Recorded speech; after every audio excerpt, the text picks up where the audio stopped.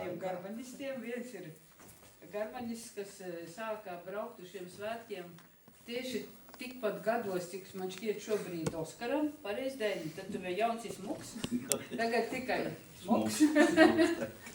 Un šīs harmoņikas par šiem 20 gadiem ir savācis Dainis vienu daļu, tad ir daļa Oskara, ko Oskars tagad savu kolekciju veido. Un viena harmoņika ir arī no manas kolekcijas, kurai ir apmēram 200 gadi, un man par viņu ir īpašais stāsts. Tu, Daini, varbūt skatītājiem pāris vārdus, kāpēc tev tik daudz instrumentu, ko tu ar viņiem dari? Man tā stāv uztabā. Uztabā? Nu, vienkārši žēl orās vīsti. Ir kas matora, nu, es labāk paņemšu, lai mozbārniņu moš pazavērtis, ko atstāvis pieļo. Bet tev kāds pazvanoja atnest tos instrumentus, ja? Nu, pazvana, nu, jau tā atnesa. Nu, saka, brauc pakaļ jau viss. Nu, saka, atdukšu, saka, nu, par cik sarunu šam sātā. Bet tad, kad mēs ar Daini sākām Gaidīs svētkus rīkot, un kad es Daini pirmoreiz satiku, tad vispār cilvēkiem likās, ka nav to harmoņiku. Jo kāds teica, man tur uz istabas augšas, kāds teica, man ir šķūnītī noliktas, un kāds teica, es pagājušos Jāņos sadedzināju, ja? Jo neviens nebija, kas spēlē. Šobrīd es priecājos par to, ka tā situācija ir ļoti mainījusies.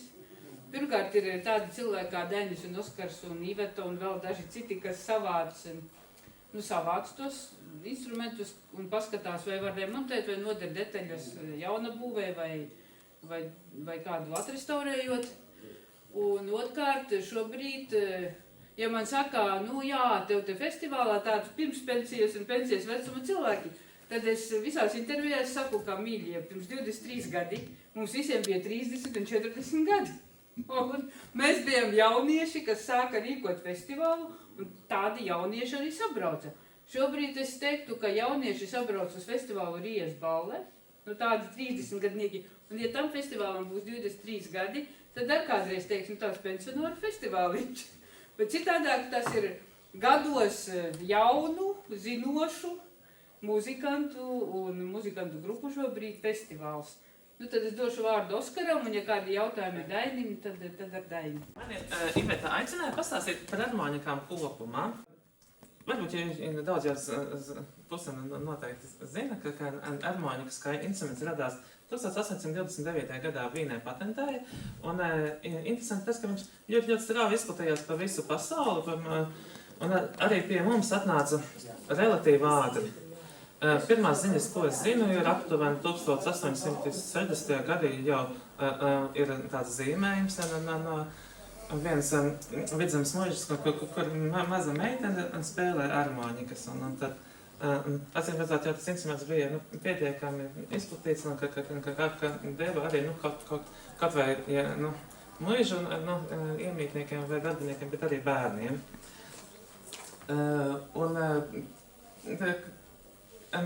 Harmoņikas interesanti, ka tā harmoņikas nāca kopā ar jauna tipa mūziku, jo 19. gadsimtā ļoti populāras kļuva riņķa dejas, kā valsis vai polka, un arī Reilanders, kuras raksturo to, ka ir pāris, viņš griežas ap savu asu, un vēl viss kopā iet par riņķa līniju, pa apli. Un, ja kādreiz bērnībā ir dzirdēts, ka latviešu dejas ir nevis tādā haosā, bet skaisti pa apli, tad tas ir no 19. gadsimta no riņķa dejām. Daļai tas ir līdzīgi, kā arī notika arī citur Eiropā. Es lasīju par Zviedriju, ka tā situācija kā Zviedrijā ienāca harmoņikas ir varētu būt diezgan līdzīga, kā daudz viet Latvijā. Un ka it sevišķi 19. gadsimta tā kā pēdējā pusē, kādos 1880. gados, jau parastiem cilvēkiem bija diezgan daudz naudas, varēja jau iet uz, piemēram, kokzāģētājām, sapelnīt jaunu pušu naudas, un viņi bija nauda, viņi varēja nopirkt harmoņiku. Un tieši tā, ap to laiku arī radās tāds termins kā brīvais laiks, jo pirms tam visu laiku, zemniekiem tāpat bija visu laiku jāstrādā, bet kādiem, kas strādāja par amatniekiem pilsētā. Viņiem jau radās brīvais laiks, un viņi varēja tajā savā brīvā laikā spēlēt instrumentus un mācīties. Pirms tam Latvijā varētu būt bijusi dažāda veida mūzika. Noteikti bija kaut kur, varbūt ceļš Latgales pusē dažās vietās, ka ir senākas mūzikas, kas ir ar koklēm, kur darbojas savādāk, un pamatā, pieņemsim, 2 akordi vai 1 akords. Citās vietās ir liecības, ka bijusi mūzika ar vijolēm un diezgan sarežģīta, ka tas, kad vijolnieks spēlē, viņš varēja brīvi variēt to melodiju un pārējie piespēlē vairāk kā pavadījumu, ka bija bass, vai 2 vai 3 stīgas, un otra vijola, kas spēlē uz acitiem tā, viņi sauc par sekundes vijola, kas tikai tādu pavadījumu, un ja bija vēl kāds instruments klarnetē vai kāda cita vēl viena vijola, tad viņi spēlē no melodijas tercu vai tādu otro balsi. Un tajā mūzikā viņa visa balstījās to, ko vijolnieks spēlē, viņš varēja variēt to melodiju, varēja mainīt arī tonalitātes. Arī mums bija daudz tādas mūzikas, kas ir nākus no Vīnes, kurai ir tāda klasiska forma, ka pirmā daļa, otrā daļa, tad trio daļa, pirmā, otrā, un mainās. Bet savukārt, kad ienāca harmonikas, to veco mūziku daudz vietu vairs nevarēja izspēlēt. Un līdzīgi tas notiek arī Skandināvijā, Zviedrijā, kur viņiem ir senāka mūzika ar ļoti smalkām tādām pārējām. Es esmu atradis vienu skaistu aprakstu par to, kā Latvija lauka mūziķi spēlē 19. gadsimtā. Un tur bija tieši tas, ka bija vijolnieks, kas visādi varēja to melodiju, visādi, bet atnāca harmoņas un tā mūzika kļuva šabloniskāka, vienkāršāka tāda savā ziņā. Bet no vienas puses vienkāršāk, no otras puses savādāk, nevar gluži teikt par vienkāršāk. Un par harmoņikām, kādas mums tajā ienāca Latvijā, viņas bija ļoti, ļoti dažāda veida, dažāda izskata. Viņai virsū rakstīts ir 1880 gads. Tur medaļu piešķiršanas gadi. Jā, 85. un 89. Bet šo sauc par vācu tipu harmoņikām, jo tā uzbūve tāda tipiska, ka klaviatūras ir visādiem atsevišķiem dēlīšiem, plēšas bieži vien ar tādiem papildus tādiem stiprinājumu dēlīšiem, un tas korpus arī tāds taisnstūra veida un reģis pārslēga. Ja darbotos, tad trešā tā kā šī parieši, ka viņa pavalk, attaisās, un tad uz vienas podziņas skan vai viena, vai 2, vai neviena balstiņa. Otrs tāds tipiskais veids ir, kas saucamās vienas harmoņas, vardalās kā veņka. Jā. Un šī, konkrēti no Kārsavas puses, es precīzi neatceros to sāģu, bet viens muzikants, kurš bērnībā bija, muzikantam tagad 82 gadi bija, un viņa vectēvs spēlēja šādu harmoniku. Viņš arī spēlēja citas, tur 3 harmonikas, bet šī viņam esot bijusi vismīļākā. Un viņš stāstīja tādu interesantu stāstu, ka tas pēc viņa tā vectēvs, viņš arī bija izgatavoja ratiņus vērpjumos. Un viņam mājās ir kaiminamā vilpa tāda nospiež, un tad rīkstē un ar kāju tā spiež un vērpjumi ļoti interesanti stāstīja. Viņam šāda te skaista harmonika, viņa pilnīgi izgraznota, peromotriem ar izstrādātu jaunsudrabu un tāda ļoti skaista grazna. Šim ir interesanti uzbūve, ka viņam basos ir 6 balsis, 6 balsis.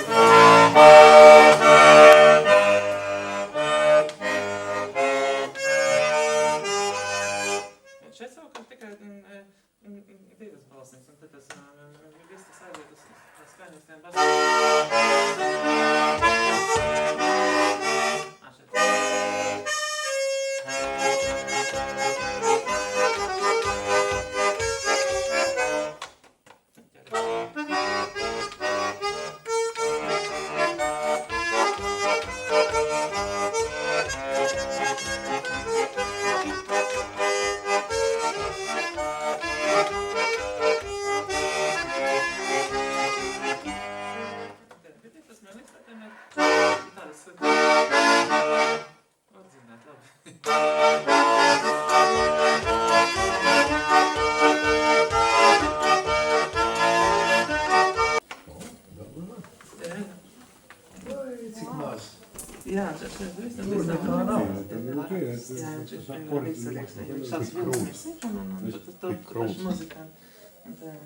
Visās iespējamās vietās ierakstīju savu valodu. Igauņu harmonistiem var parādīt. Paši tā esi.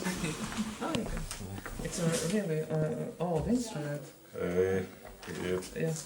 You can see it's это длинная, такие, и у нас были раньше такие, когда начали наши гармоники делать. А сейчас эти каждая отдельно стоят. А самые первые были тоже такие. Это такая, ну, очень такая строение, но Это тоже ручная работа, наверное. я думаю, что это куплено где-то в России, я так думаю. Ну, потому, как очень хороший мастер это сделал. В средней части Латвии, Видземе, у нас появились Евинес. Они уже раньше были. Где-то у этого инструмента есть надпись 1892. Наверное, в этом году она уже была сделана. Такая...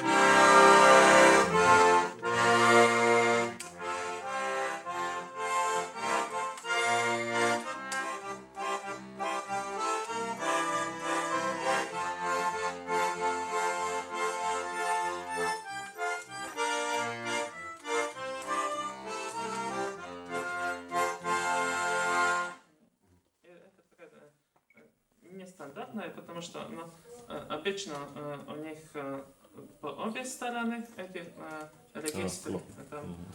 У этого, например, одной кнопки 1, 2, 3, 4, 5 голосов. Но типично у Евиня там 5, ну, от 5 до 7-8 голосов. И корпус обычно немножко повыше. Такой будет. И поэтому я думаю, что это может быть такая из 1982 года. Мне как это...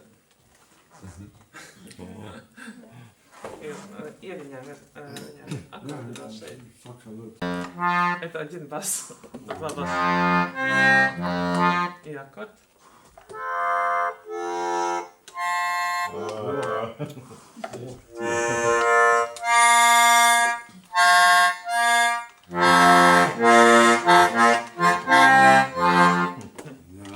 Это такая, ну, это дает такое papildus tādu голос, это такая ритмичность. Может чунг-чунг-чунг-чунг-чунг.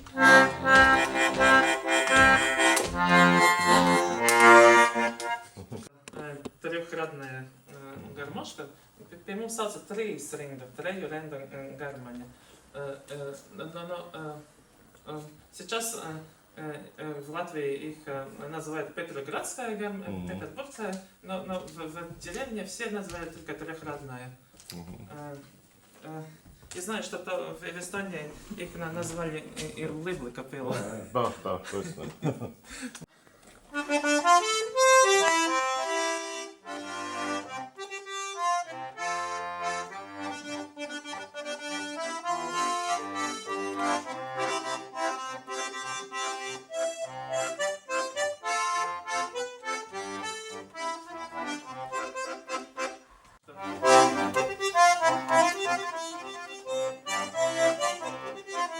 Такий ізротаєм. Не знаю, по-русски називається.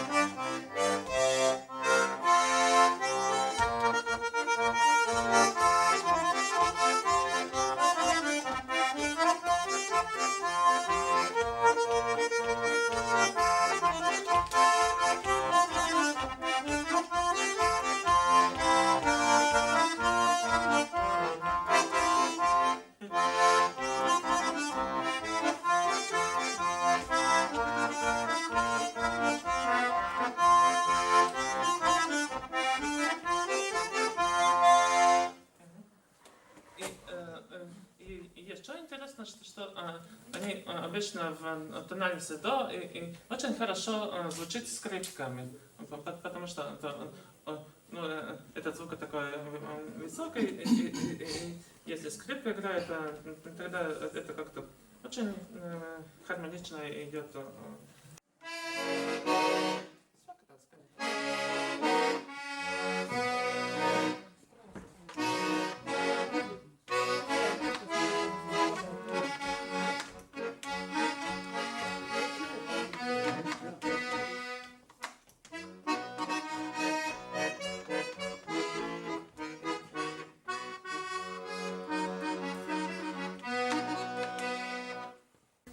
Таких, это саратовская гармошка, их в Латвии не играли, но там есть один интересный такой рассказ, что в России, такие, они думают, это российские мейстеры там сделали такое звонок, но оказывается, что это такой инструмент патентирован в Германии, и они выбили, в одном лайка. В одном времени это такие были просто популярные, и там саратовские мастера просто копировали и сделали такие. Но я не умею на ним играть.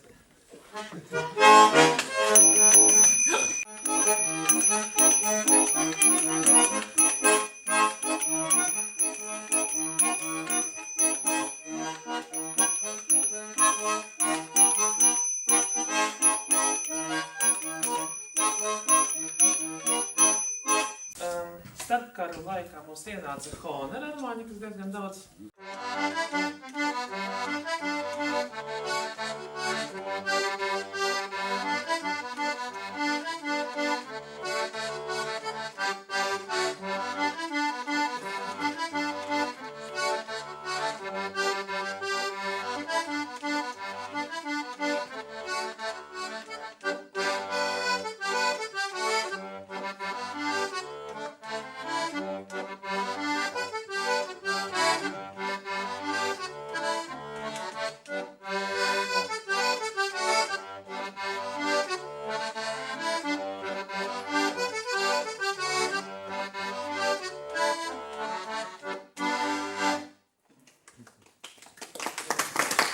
Es tagad mācos šādas spēlēt.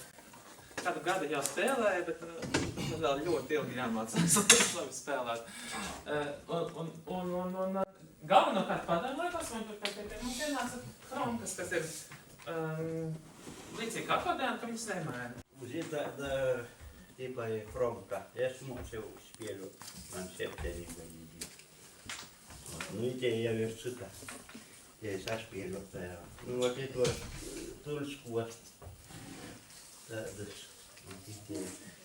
tā vispār interesanti, tāds zinošs cilvēks man pārdēja jau Tuļsku, zini. Tā ir Šuisko. Jo šujā ražotas, vat itēs, ja čaika saucās izvapāts jūnaši.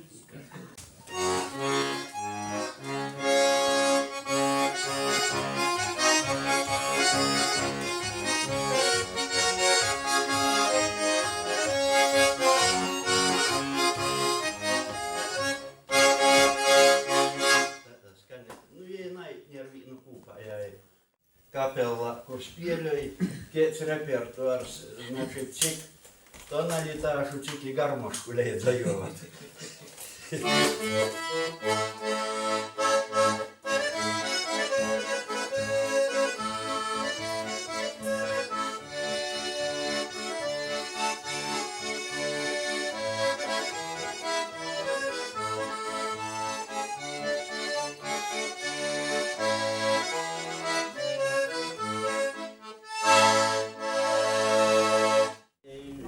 Ejuša, bet, pliešas beigtas.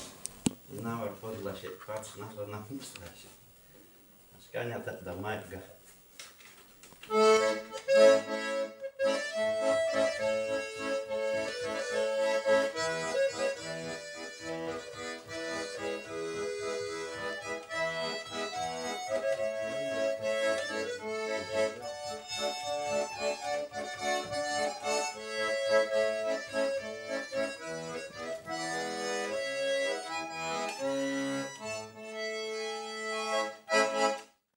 Ideja vecāka, nu par godiem mēs nezinām, sacīt, ir 70, 80 gadi. Ideja vecāka par mani, vot te. Vecā tuvus kromta varētu būt. Jau ko jau runāju, bet tas bija. Nu, ideja čaika skaņa tāda pati tā. Tos būs Baltkrievija, bet Belarus и Весна.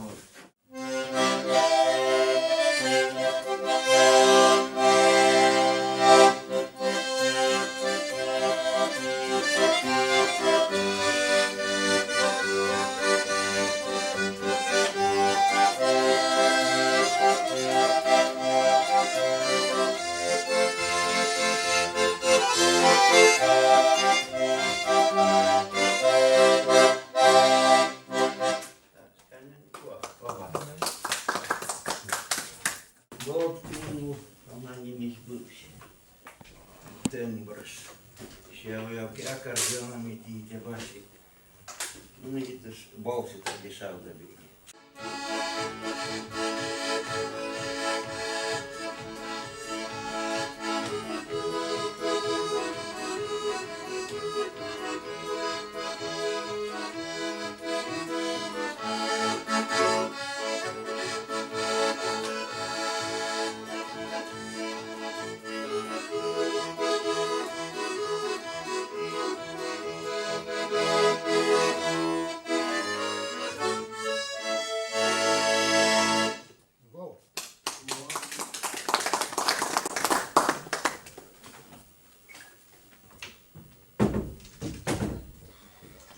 Ну, это стол с баян, что же вацока izlaidunaimot.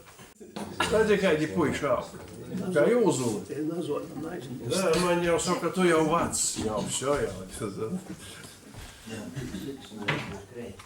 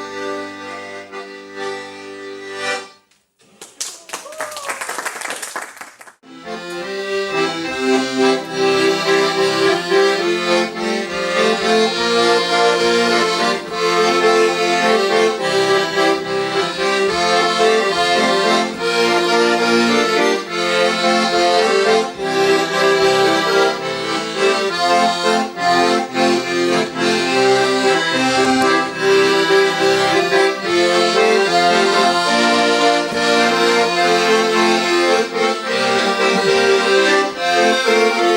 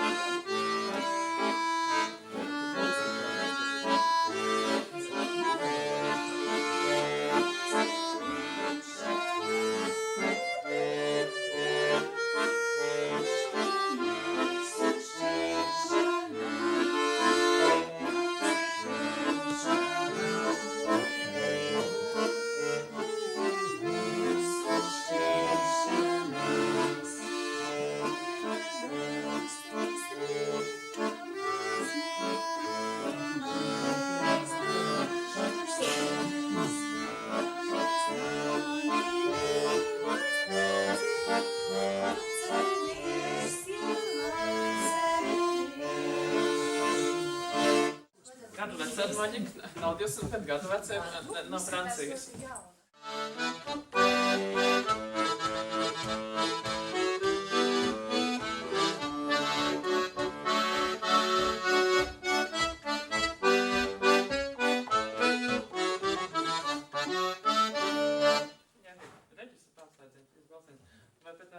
Viņiem ir ļoti interesanti, ka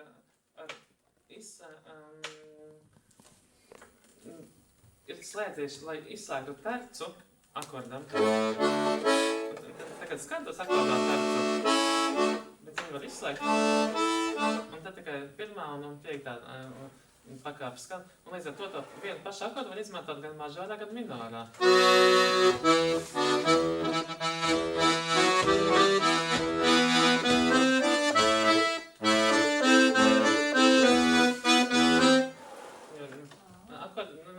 Ja būtu mažās, tad tev neskanētu.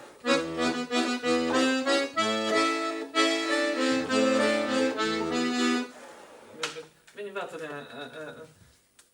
tiem, kam nav piesaistījuši, tad viņi izdomā tādus apējas variants, kas spēlēt nevis. Tā kā tas jau kaut kāds seksta, kaut kāds nezinu, kas